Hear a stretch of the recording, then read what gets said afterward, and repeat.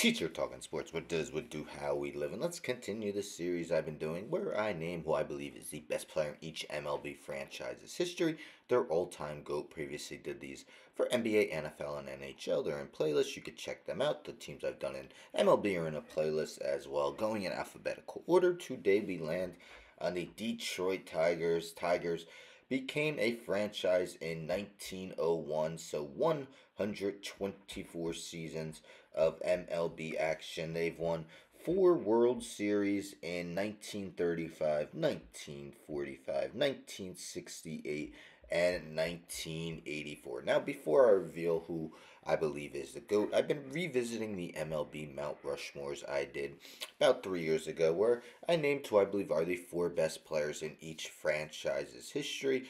So, just seeing if I would make any changes. I didn't for the Tigers. Some good honorable mentions I'll name shortly. But anyhow, alphabetical order by last name. We got Miguel Cabrera, back-to-back MVPs in 2012 and 2013. 2012 won the AL Triple Crown.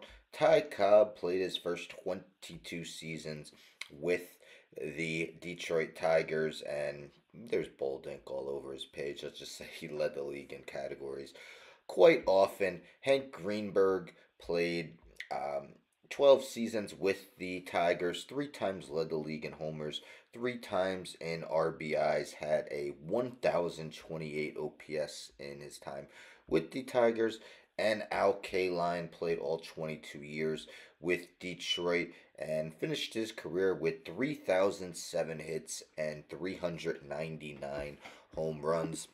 Some of the honorable mentions for the Tigers include the double play tandem of Alan Trammell and Lou Whitaker, Justin Verlander, Hal Newhouser, Hank Kyle, Charlie Gehringer, Mickey Lolich, Jack Morris, Norm Cash, and Sam Crawford. With all these, at the end of the video, I take a look at the active roster to say if anyone has a chance to overtake the GOAT, make the Mount Rushmore, be an honorable mention. So I'll get to that at the end.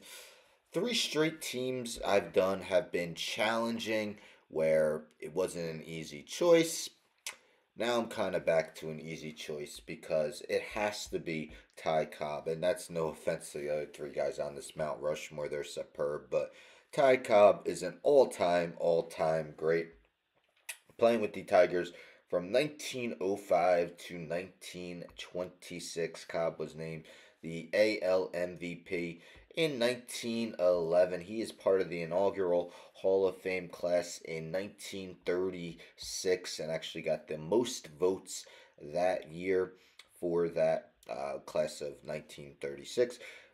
All-time best average in Major League Baseball history at 366, and it was 368 in his 22 years with the Detroit Tigers. But let's take a look at his season-by-season numbers via his Baseball Reference. This doesn't include his last 2 years with the Philadelphia Athletics, but in the 22 years with Detroit, a 368 batting average, 434 on base, 516 slugging, 950 OPS, 111 homers, 1,811 RBIs, 2,087 runs scored, 3,900 hits, 665 doubles, 284 triples, and 869 stolen bases, while also playing mostly center field. Again, I mean, look at the amount of bold ink on his page, as he was a 12-time batting champ, also led the league in RBIs 4 times, homers once, triples 4 times, doubles 3 times,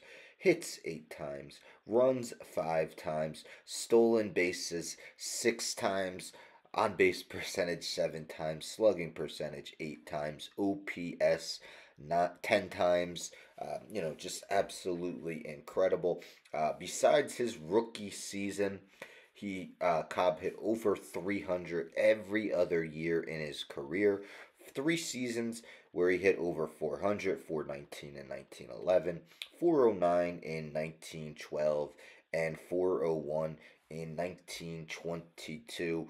Cobb had a total of 9 seasons where he had at least 200 hits, and this was back when seasons weren't 162 games. They're a little bit short of that. I mean, what didn't he do?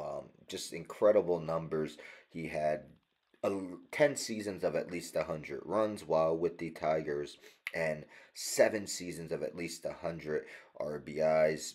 Nearly stole triple digit bases in 1915 when he had 96. Now, Cobb never won a World Series, but his Tigers made it 3 straight years from 1907 to 1909. But yes, unfortunately, Cobb was unable to get that World Series win. But as I mentioned, most of his career with the Tigers, besides 2 years with the Athletics. But all time, Cobb ranks first, as I mentioned, in batting average, 366. He is second all time with his 2,245 runs scored, second all time with 4,189 hits, sixth all time, 5,854 total bases, fourth with 724 doubles, second with 295 triples, ninth with 1,944 RBIs, fourth with 897 stolen bases. So just an extraordinary career for Ty Cobb. I know some people bring up his history. I mean, I'm not going to do it here. I strictly only look to see how the player did on the field when I do these. And honestly, I mean, he hasn't played in nearly a century. Who knows exactly what's true and what's not true, but what is definitely true is that Ty Cobb was one of the most impactful players in MLB history, known as the Georgia Peach, on the short list of all time greats.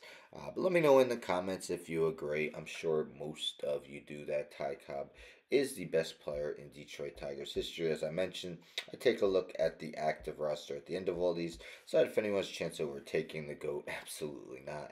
Making the Mount Rushmore, I doubt it. Or being an honorable mention. Of course, the first name that should pop into your mind is Tarik Skubal, who will likely win the Cy Young after winning baseball's Triple Crown. He is 20, almost 28 years old. He turns it November 20th.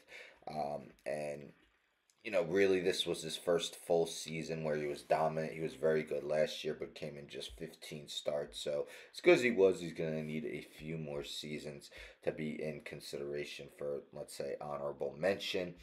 Riley Green definitely had a very good season last year, although wasn't nothing spectacular the first two. But yeah, he's still just 24 years old. Otherwise, Spencer Torkelson hasn't put it together yet. But yeah, Tyreek Skubal definitely keeps pitching like that. Could be an honorable mention, and even battle like Verlander and Newhouser as some of the great all-time pitchers in Detroit Tigers history. But stay tuned for tomorrow. I will be doing the Houston Astros. Anyhow, don't forget to subscribe. Tell a friend, tell a friend, tell a friend to subscribe. Like the video, share the video, hit the bell for notifications. I'm out.